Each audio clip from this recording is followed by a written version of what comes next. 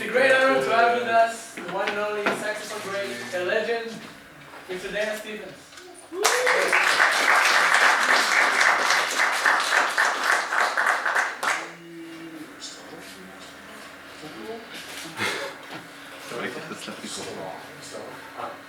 לא יקרה.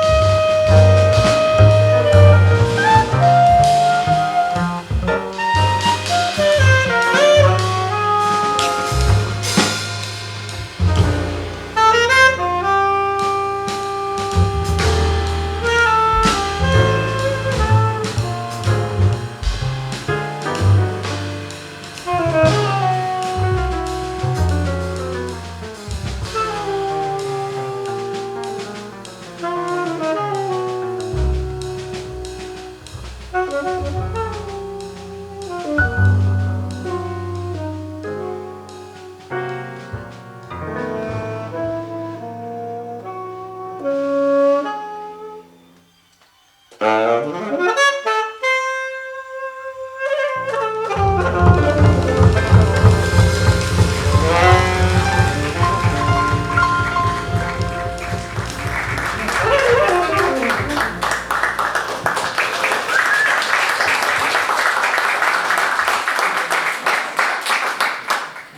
you guys very much. Appreciate it.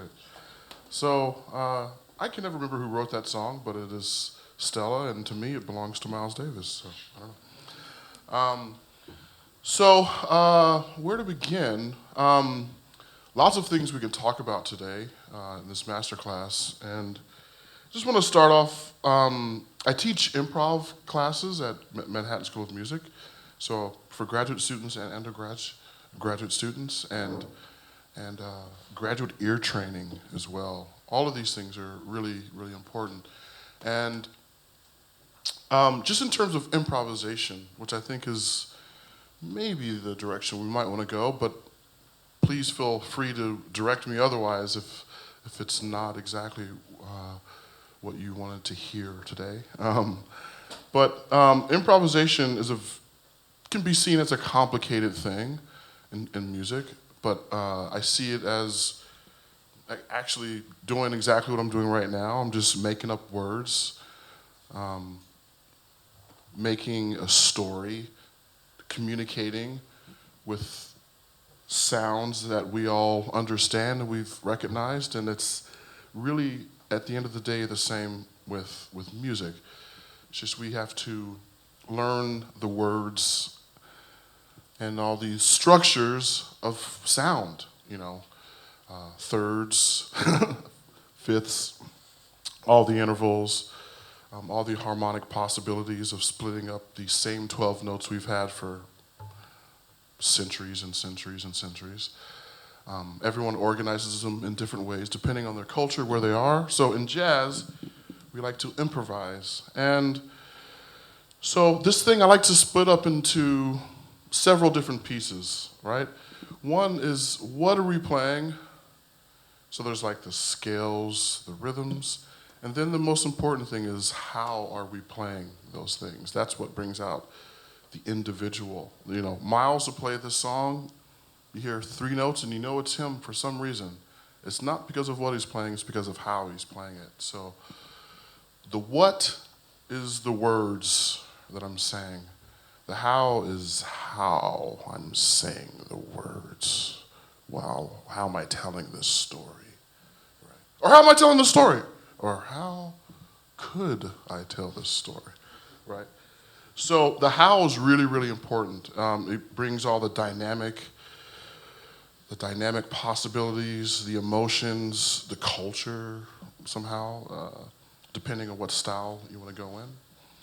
So this could get very, very geeky. I can get really into the scales, into all the intervals, and perhaps the rhythms, all the rhythmic possibilities of what you can do. But I like to start with, we all have our defaults. We all have the things that we are most comfortable doing. So maybe, and there's many elements of improvisation. There's the dynamics, how loud are you playing?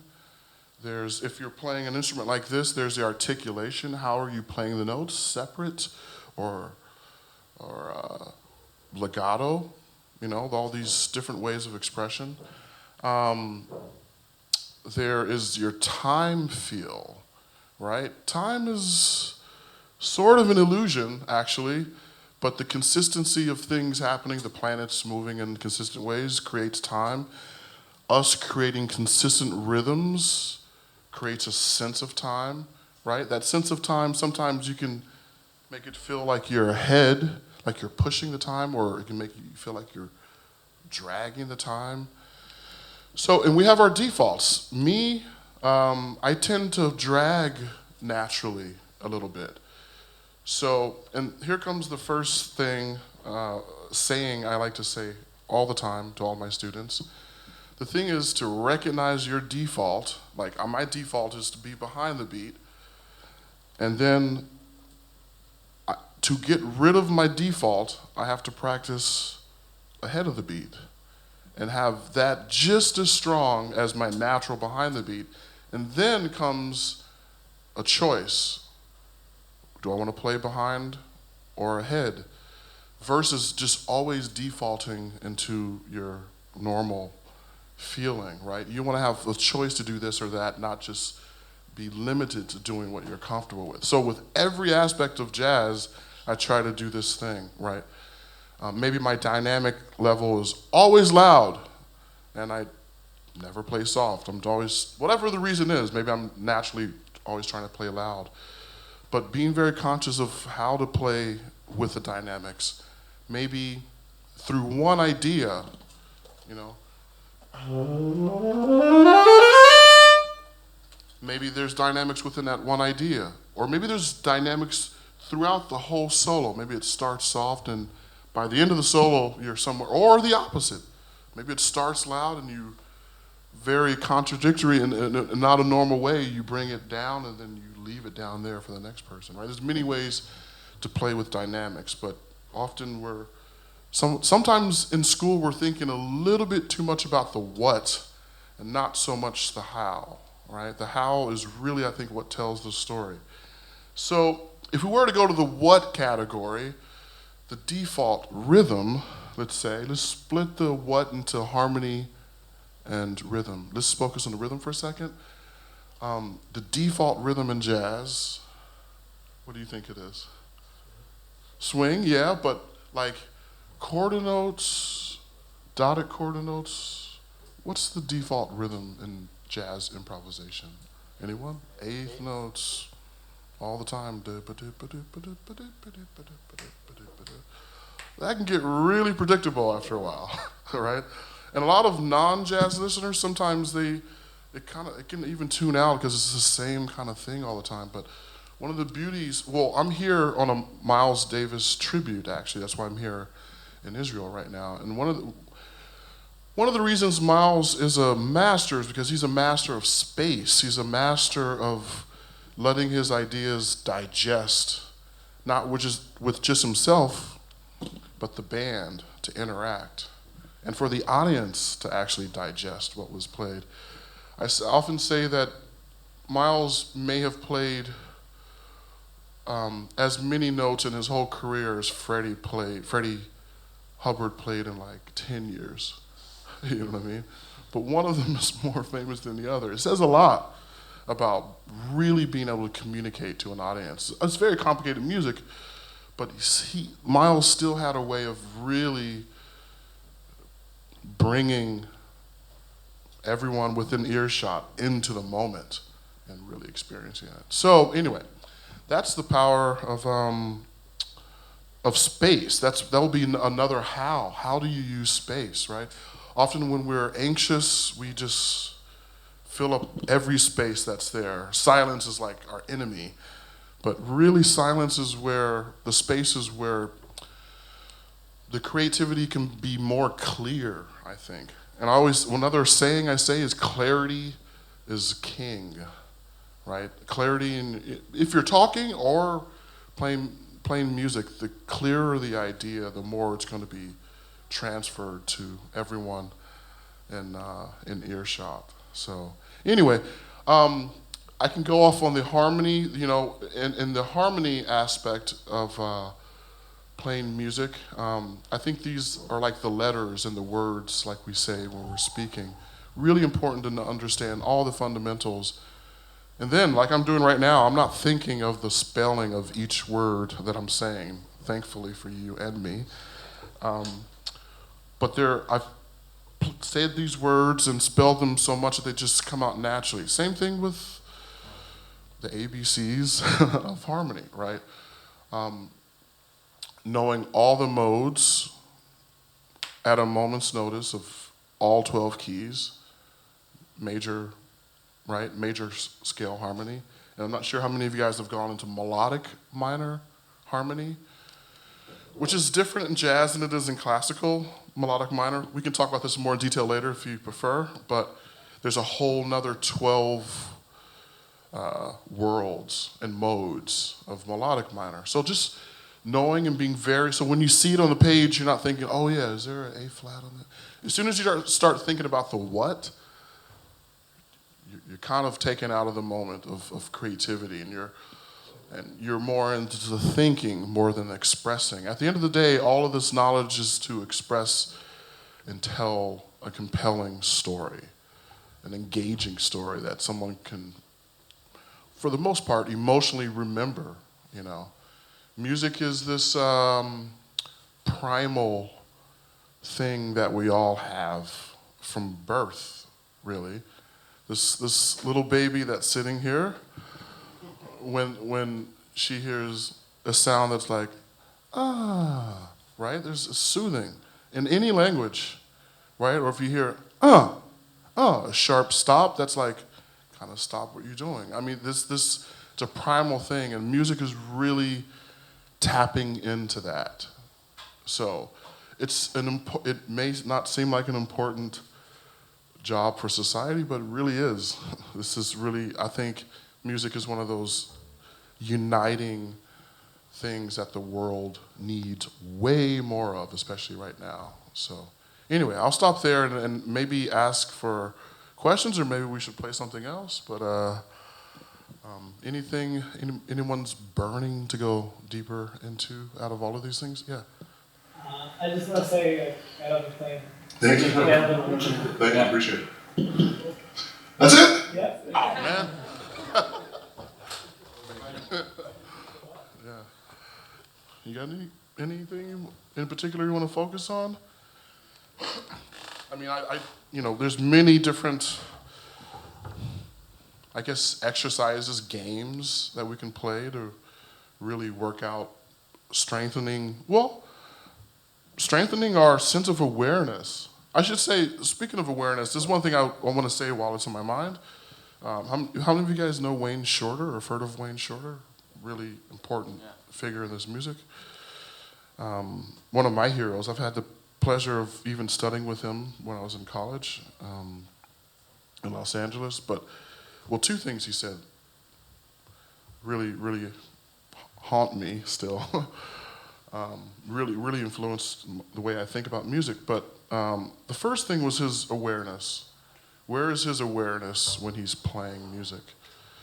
And he says that his awareness is there in the back of the room, however big the hall is, listening to the band, asking, what is this moment asking for? My brain mushed out of my ears when I heard this. And that's your knowledge of the harmony and all this stuff. It has to be kind of ingrained to be able to have this perspective, you know. He's not thinking about the third of B flat 7 at all when he's thinking about playing music. So that's one thing. And the other thing he said, which I found very interesting, and he simply said, no life, no music. Right? Which is, to me, how I transfer that, how that transfers to my brain is, also don't just only play music, like live life and have your life really also be a part of the story. You know, if you're literally only in the practice room from 8 a.m.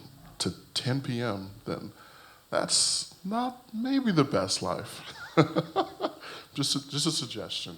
Maybe go to the beach, you know, ride a scooter like I've been. Have fun. Do something completely different. The trumpet player in our band has been really getting into, I guess you say billiards maybe here, and he does it every day, like completely different than billiards. Yeah. And he's really really good at that.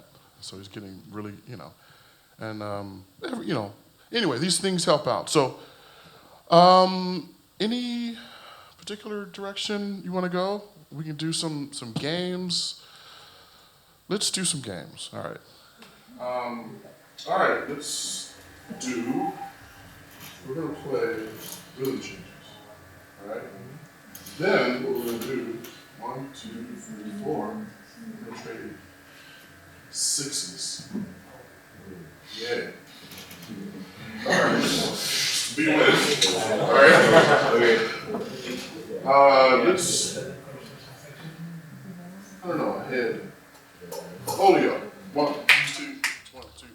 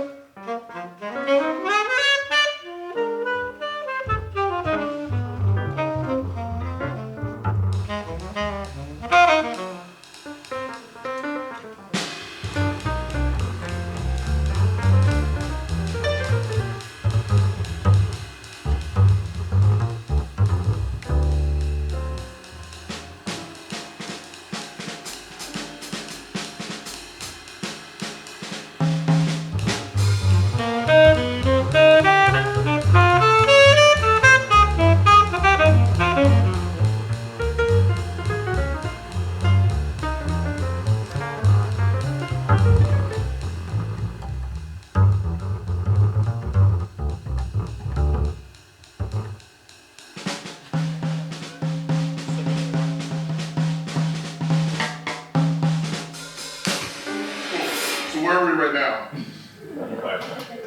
Where? So we're right at the ridge there. Yeah, so anyway, it's a real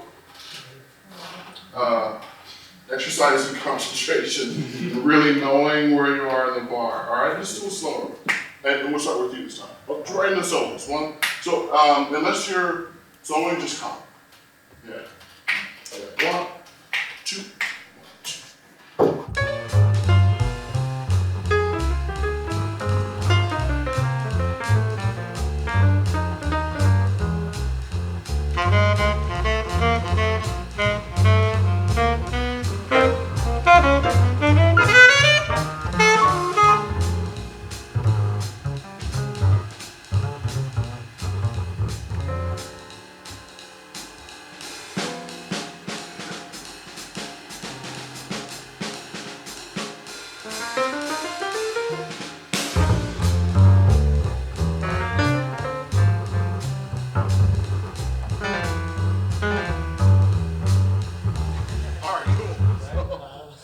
Not easy. All right, so you go until the last 2 bars of the A section. I go to the middle of the second A. You go 2 bars into the bridge, and you finish the bridge, right? Then you go to the last 2 bars of the last A. I start the last 2 bars of that A, first 4 bars, so one more time. 1, 2, 1, 2, 3.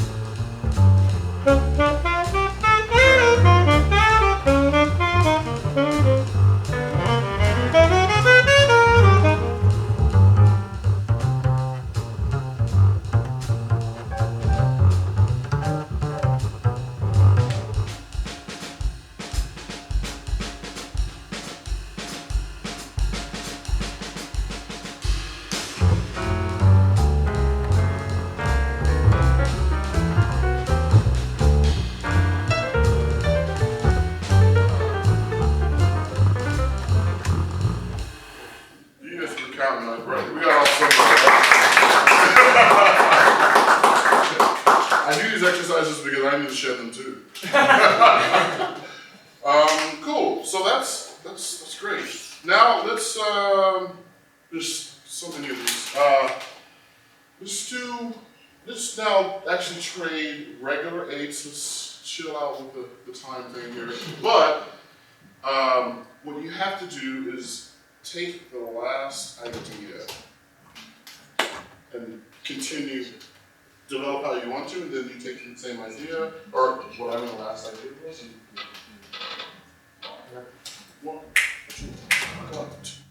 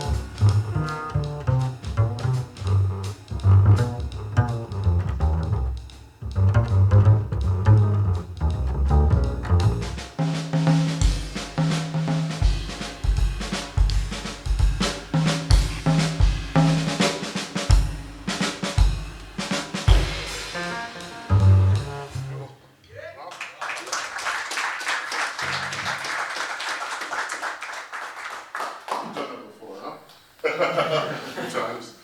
All right, now let's still space a little bit. All right. This one I call it pacing, but it doesn't matter. It's really dealing with when to play. We've talked about how to play, what to play. This is more about when to play. And let's just see what happens when you leave at least 7 beats of rest after every idea. So you just a couple courses. 2, 1, 2.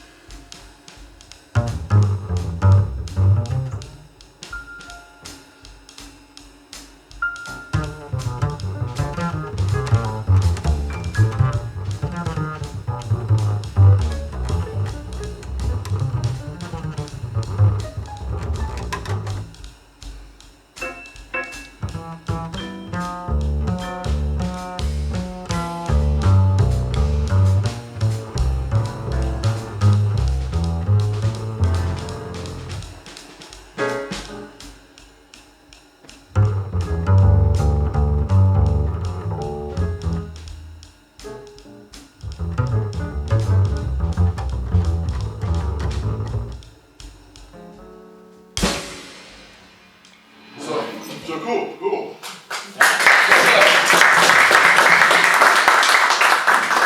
One thing about, well, everyone's been up there except for me actually, you guys don't have anything stuck in your face. You don't have to breathe, right? So it's, by the way, a lot of these exercises I'm getting from, there's a great teacher I studied with at Berkeley College of Music called Hal Crook. He's since, fortunately, retired, and he's teaching privately a little bit, but was, well, at Berkeley I started to study with every teacher there. Every teacher has a different perspective of these, again, of these same 12 notes we've had for centuries. And Hal in particular is a scientist, I think, in how he teaches and thinks about improvisation. I've taken 2 years, well, actually 4 years of his classes. Was been extremely helpful. I mean, these are not necessarily things you want to do on the bandstand in real life, but again, getting used to leaving space. These are really targeted exercises at getting, well, as I said before, getting rid of your defaults, really getting comfortable with the uncomfortable, if you will, the uncomfortable parts of ourselves. So one of these things is leaving space conversationally, right? So you would have the pianist, you can't do this because you use both your hands, but you would have the pianist in one hand, like literally pretending he's playing a horn or something. And he could only play while he was blowing. So when you leave, when you run out of breath, you kind of have to stop playing, take a breath. And so it's interesting exercise that really brings in a lot of natural space into what sometimes can be just 4 chords of complete sound, right? So same thing for bass, right? So a couple of your phrases were like more than 8 measures long, which is cool. By the way, this exercise could have been 5 beats rest or 3 beats rest. They're all good. 7 beats is quite a long time at this tempo, actually. The faster tempo would probably be a little more natural. But either way, really getting used to the space. And I don't know if you felt any different there, but your ideas were, the space is a couple of things. It kind of leaves you, the listener, like, what's going to happen next? Versus, there's always something happening always. You know what I mean? So it really allows for digestion, as I said earlier, but again, it also allows you to think of many ideas of directions to go. It could be connected to what you played, or it could be connected to what they just played in the space. And either way, I found for myself when I leave space, the ideas just become clearer. Like they're more precise, they're less blips and mess ups and all this stuff. So you have more control over all the things. Really. It really is designed, I think, to give you, at the end of the day, more control. So with that said, comp, walk, and same thing. So maybe 4 beats instead of 7 beats. We kind of there. 1, 2, 1, 2.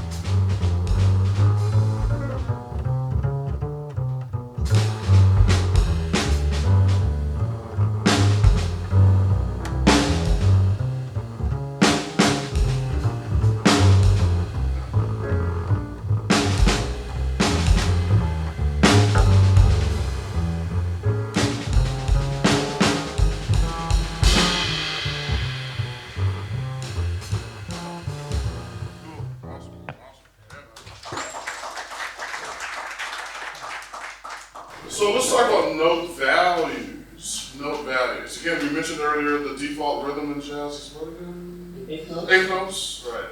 So let's not do any 8 notes. Let's do, let's say, dotted quarters.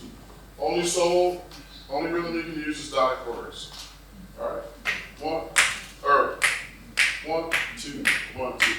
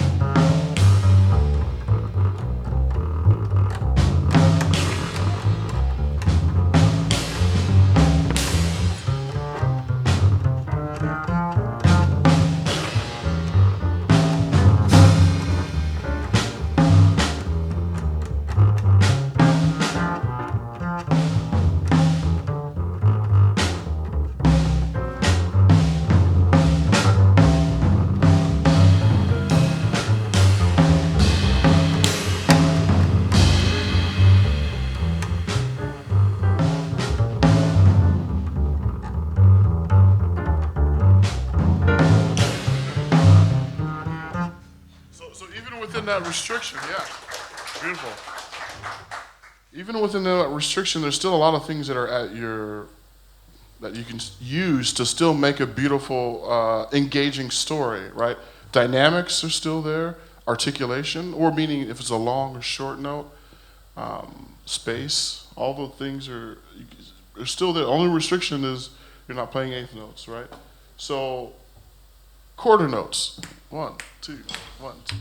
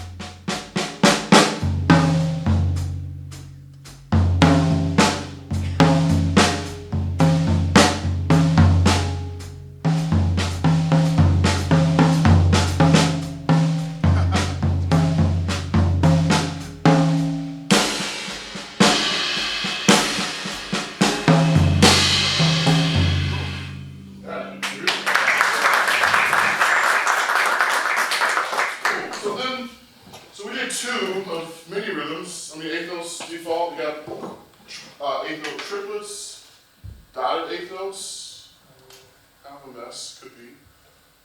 Quarter notes, dotted quarter notes, quarter note triplets, half note triplets, dotted quarter, half notes, right? All of the, and 16th notes if the tempo's slow enough. All of these rhythms we should be really comfortable with. And then comes starting maybe this randomly combined two. Let's say dotted quarter notes and eighth notes. Those are the only two rhythms we can play with now. Now, let's just try that real quick. One chorus each. 1, 2, actually no, 1, 2, 1, 2, 3.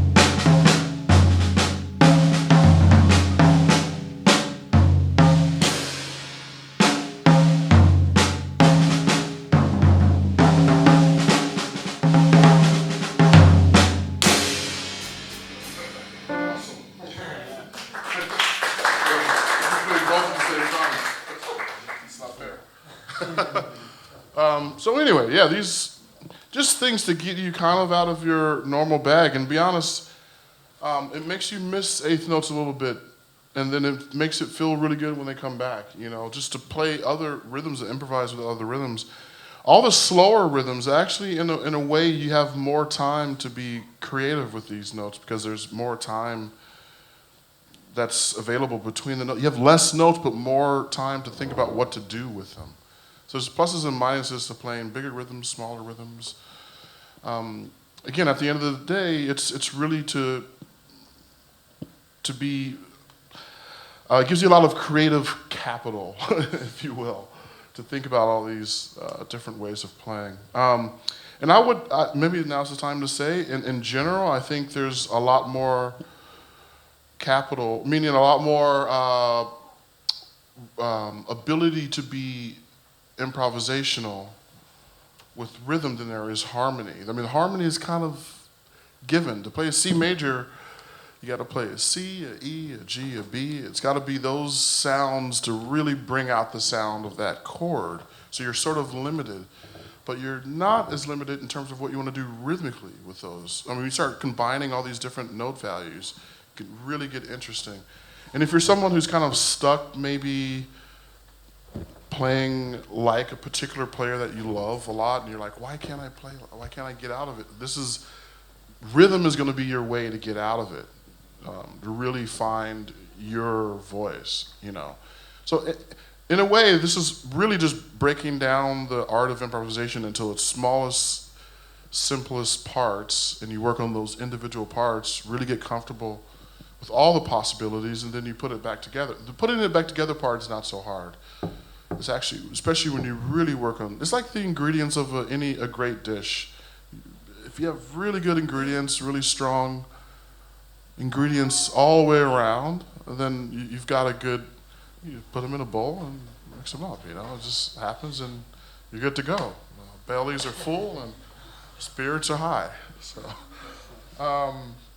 So anyway, I want to open it up to any questions out there at this point. If there's a lot of musicians, or maybe someone wants to come up and try some of this, or someone has a question about specifically the harmony ideas. There's many different directions and not enough time to go in all of them. So I want to do what you want to do. Yeah.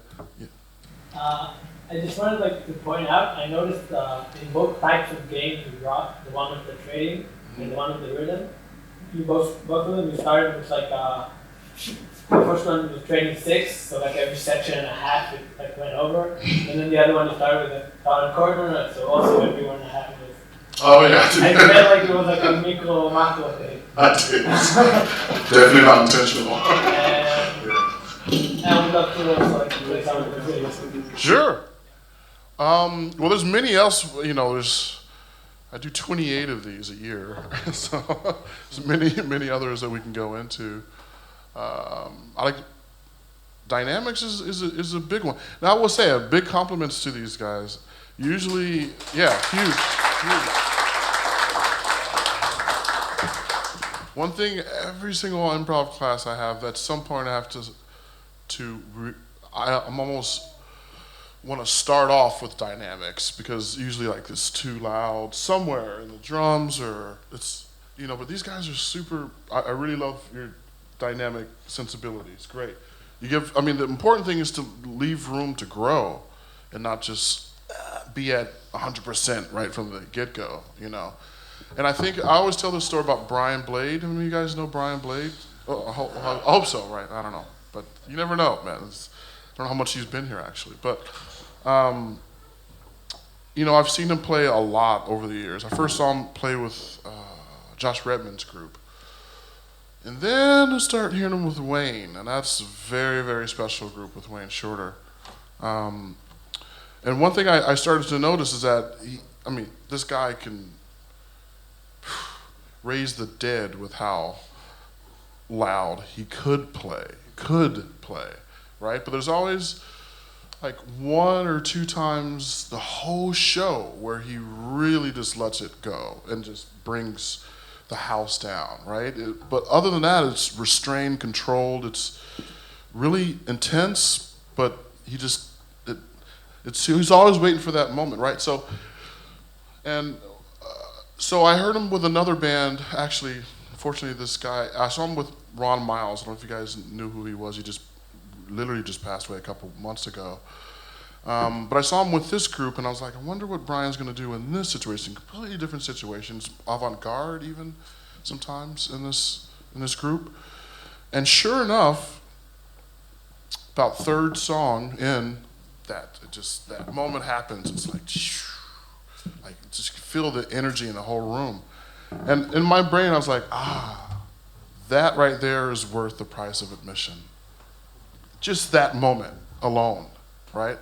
So, in my brain, that says a lot. It says a lot, right?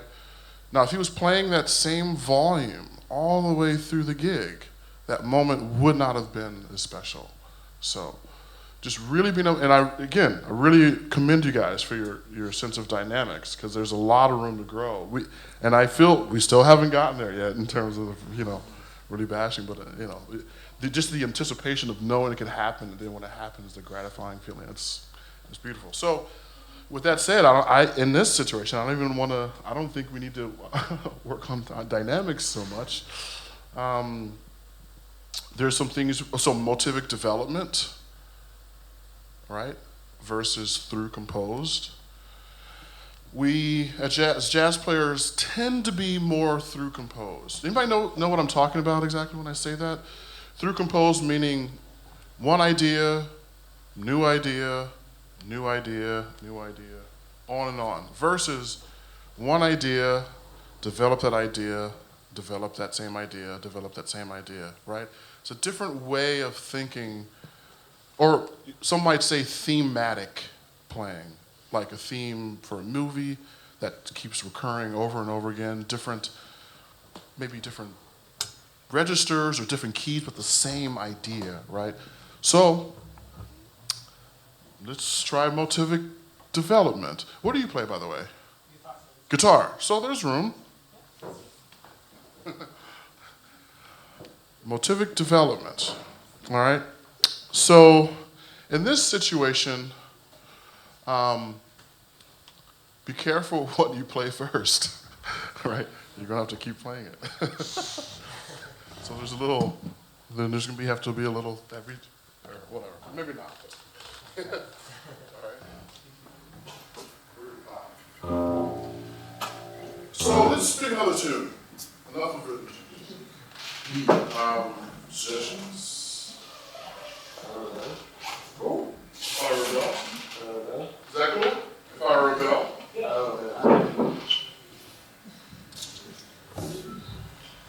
Nice. The strat? No. Strat? No, Tell us. It's the heavy one, yeah. No, it's not my way movie. right? Oh, okay.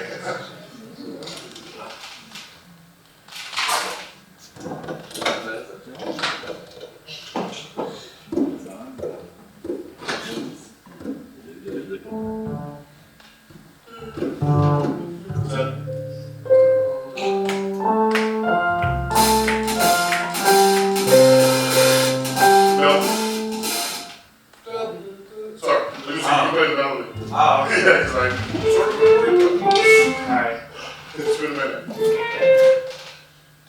Sing it. 1, 2,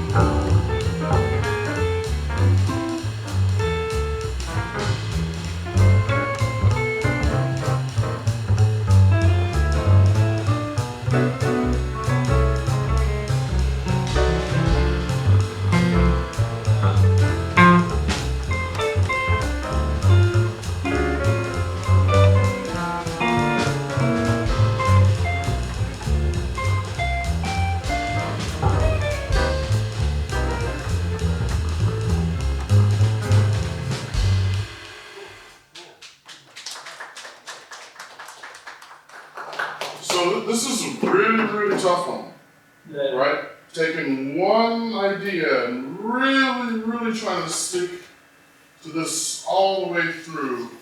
2 chords is hard, but the 2 chords, let's try 1, 2, 1, 2, 3.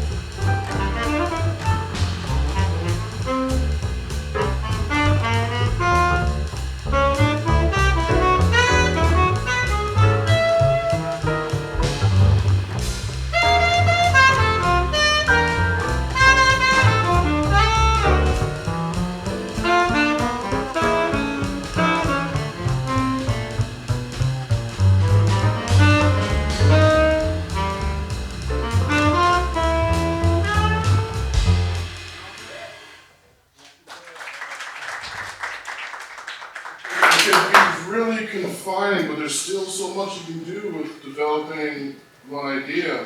Like pull it back, play it fast, invert it, but you can still make it still sound like the same idea. So, okay.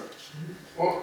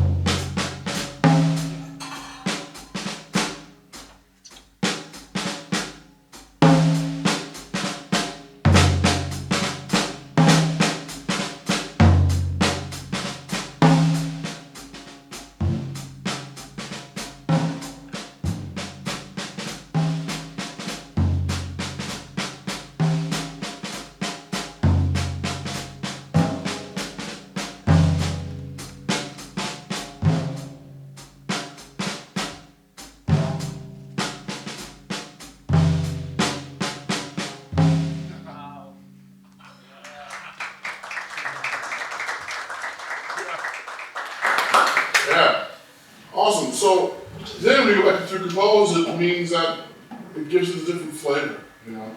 And again, this is probably not, this is not usually most people's default. This would be thematic. Sometimes it is, and then actually it's harder for them to be non-thematic. But most of us, our default tends to be new idea, new idea, new idea. Maybe somewhat connected every once in a while. But so, anybody? It's a question for anyone. Any players that have, you know, some making some masters even that are masters of this? You think of being very thematic as players? Chick. Yeah. Oh, Miles? Yeah. Horse? Who's horse? Oh, horse. Yeah. Desmond. Oh, horse silver. Oh, what is it? It's a bit of about an like off-axis example, but Paul Desmond has that. Oh yeah, totally. Yeah. Or if you go back to Barimon's what he does. He starts off like this one thing that takes a while. Yeah, Monk, big time. Yeah. Yeah. Yeah. Boris. So yeah, Herbie's great in this too. Yeah, right. So it's a thing.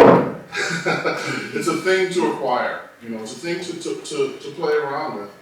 And there, and every time you can take the same thing, the same theme, I should say, and take the same thing and develop it completely two different ways. Right? Adding space, taking away space, running them into each other, stretching them out, to however many levels. You stretch it out over the course of 4 measures, whatever this idea is. Imagine that, right? So, where to go? Back to the question. Sure, please. Can you elaborate? You told me also you're playing the bass. Yeah. Can you say what kind of maybe additional dimensions to the music or approaching the rhythm section as a horn player? Or, you have some vocalists here, maybe they should use your approach. In terms of how do you understand the rhythm section, in specific ways? Yeah, well, time is what the rhythm section is all about. Well, there's many ways to talk about this, honestly. Us horn players, let me if it's here. Couple, maybe? Yes, there is one. Yes, you lie, raise your hand, man. Here. Ah, okay. Well, we tend to rely on the rhythm section a little too much sometimes. It's our default, I should say, to rely on the rhythm section. But honestly, actually, this is another exercise we do, but we should really be the rhythm section ourselves. We should really have all the sense of time and the groove in everything that we do. Actually, so Aaron Parks, is he familiar with some of you guys? Yeah. He's a great pianist. He's in my band oftentimes. And funny, I've known this guy since he was 17 years old, but I only just recently finally heard him give a clinic about music. I've just always played with him and loved his playing. I never heard him really talk about how he thinks about music. And I thought it was very inspiring to me to hear. And he thinks about music in terms of, rhythm, melody, and harmony, right? The rhythm is the ground. It's really the foundation of it all, right? And then, it's this part of our body and grounded in the floor. The melody is the heart, he says, right? And the harmony is the head, right? So all has to be serving the rhythm. The melody has to be submitting, maybe is the word, to the rhythm. And the harmony has to be informed by the melody, not vice versa, right? So, and I bet it's just this visual has been really, really strong, really helpful. And the rhythm he sees as like a stream of water that it's already there, it's already grooving. It's just grooving along without you. And you get into this groove, and then everything you play comes out of that groove. Versus you're trying to swim against the groove. I mean, that could be cool as an effect, but it really you can really disturb the groove, right? You're not trying to dictate the rhythm, you're trying to get inside of the rhythm, right? And interesting thing about him, he doesn't even play unless he can solidly feel where the rhythm is, and then he gets into it. So sometimes, whatever's happening in the band, it may be a little unclear, or maybe whatever. If he's not feeling that rhythm, he's just simply not going to play. In other words, he completely surrenders to the groove. I may have said this earlier, I'm not sure if I did, but that's definitely something I always say, surrendering to the groove. And the one instrument that is in charge of that is the bass, right? The bass to me is in the driver's seat of any band. They have the harmony, well, the bass roots of the harmony and the groove, right? So if the bass player goes left, everyone goes left. You know, goes this way, you go that way. So, and that's a lot of responsibility, you know. And so in that sense, and now in terms of rhythm, the next important, almost as important really, it's, sometimes it could be, some people argue about this, who's going for it, but the drums, right? And the hookup between the drums and the bass is really foundational, super, super important. You almost don't even need piano or guitar. You can say so much about what's happening with just that ground. Now, again, the bass has melody. The notes are melody, but it's also, again, grounded. So that's the ground. That's melody in the ground. So it's a little higher, maybe. And then comes this or that or this or that or whatever, the melody, and that's here added to it, right? And then later, perhaps, comes the harmony, right? And that's kind of how I see the priority of things. But also, so now I'm playing saxophone, right? I can play all this fast, fancy stuff. And that instrument, can't do it. Not gonna happen. I just don't have the chops. I'm no Christian McBride by any sense of it. But it's an interesting, for me, it's been an interesting thing to to surrender to my capabilities on whatever instrument. As a singer, if I'm singing, you know, there's some things I can hear, but I technically can't sing. Maybe it's range, or maybe it's even the precision of the notes or the weird intervals of the notes. So when I'm improvising, I want to be confident what I'm doing, so it has to fit within my capabilities, right? So I can't play the fast stuff, but I still can tell a compelling story with just chord notes or smaller, simpler ideas that I could actually technically.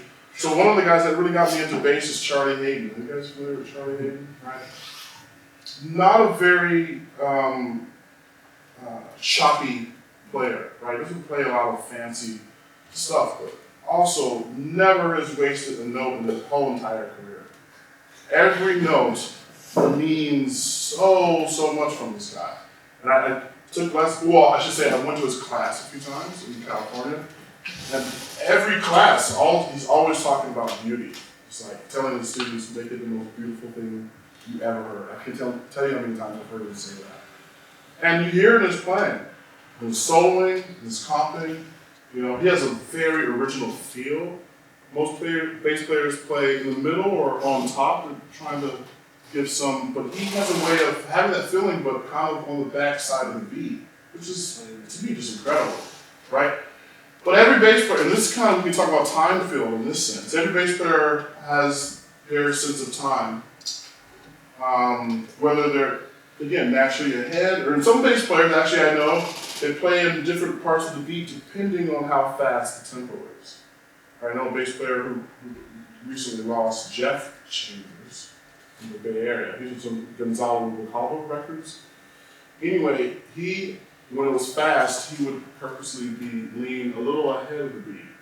And when it was medium, he was kind of in the middle, and he would even pull back a little bit if the tempo was lower. Just that's how he played naturally.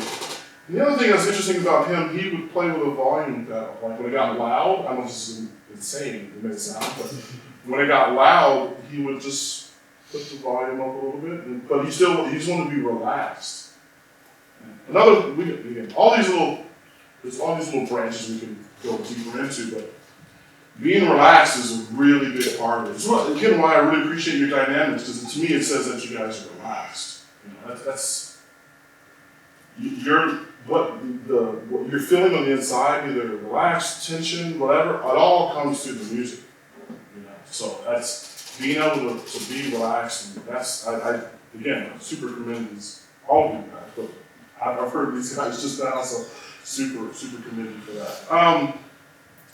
So with that said, the relationship between the bass and the drums, Greg Hutchinson is a drummer, also, that you guys may have heard of. He's in my band often, but he just there's something on YouTube called Open Studio that he just did recently, maybe some of you guys saw it.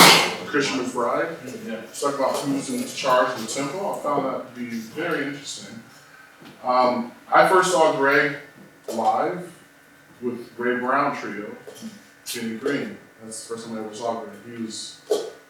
I was in high school, so he was maybe 22 or something like that, really young. And on this video, he talks about playing with Ray, and Ray was always way on top. And actually, naturally, Greg is as well.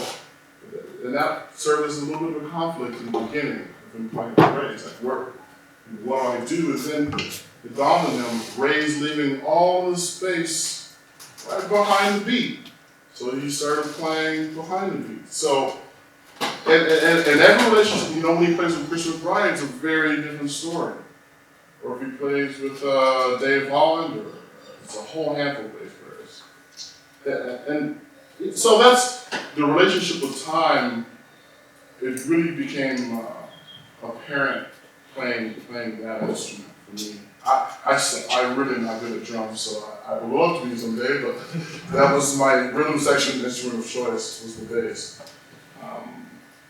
And again, learning how to play within your capabilities, right? Learning how to play a compelling melody, solo, whatever, with limited capabilities. Like, in some ways it's almost like handcuffs. You're like, I can hear all this stuff I can do here, but it's never, ever, in my lifetime at least, going to come out on that instrument. But I still have to bring the listener in, and so, and that is definitely transferred to saxophone. I feel way more comfortable playing simple ideas, transferable ideas. You know, sometimes jazz can be like this, you know, and sometimes it needs a little bit of this, little, you know, little, not just this all the time, you know, a balance. So, yeah, that's kind of good. What you're saying. Yeah. Any other questions? We can go on a little more. Let me think of something here.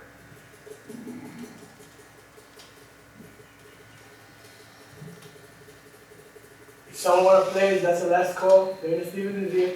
Yeah. Do you mind if I drum? Please, what do you play? Oh, alto. Alto, yeah. Cool. Yeah. Yeah. Yeah. Want the last chance? Let's do this. As a final game, if you will.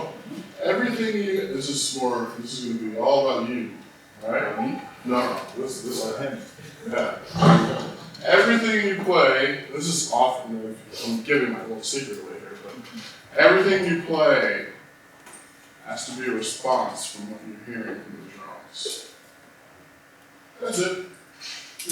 Good side note. What was that? Yeah. So, leave space and hear what's happening there, and then take what you heard and make some music out of that, right? You want a different tune? Sure. You have a suggestion? Favorites? Cool. I'm cool with that. Ah, So you need to respond to the drummer? that's right.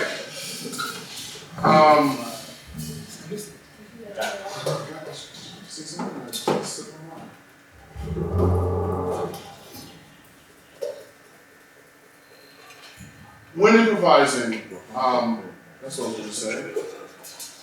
It's actually, just think about it for a second. Is it easier to think of 5 notes you want to play and then add a rhythm to those notes? Or is it easier to think of a rhythm and then add notes to that rhythm?